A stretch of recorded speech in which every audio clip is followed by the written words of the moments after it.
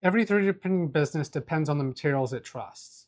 For me, that's always been Rizium. I've been using this material since 2019, back when I worked at Rise, helping develop print profiles and manage production.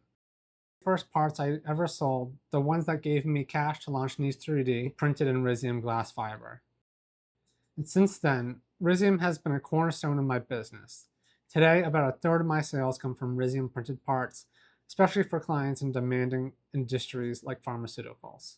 So what makes Rizium different? For starters, it's hassle-free. No constant drying, no endless tinkering with settings.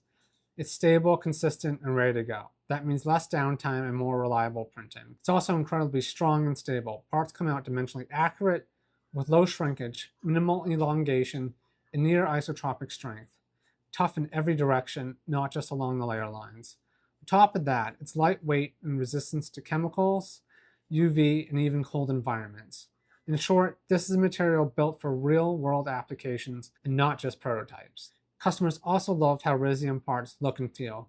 Layer lines practically disappear, leaving a clean, professional finish. Most people don't even realize they're holding a 3D printed part. Rizium helps break past the old idea that printed parts are cheap and fragile. And for me, running a print farm, the biggest win is throughput. Rizium handles high flow rates beautifully, so I can push my machines harder, print more parts, and still keep quality high.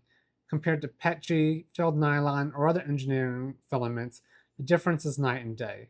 That efficiency is what lets me scale up and serve large clients without bottlenecks. Rizium comes in three options. Glass fiber, which is vibrant white and even supports full color on the X-Rise systems. Carbon fiber, which is black, a little bit more rigid, and great for structural parts.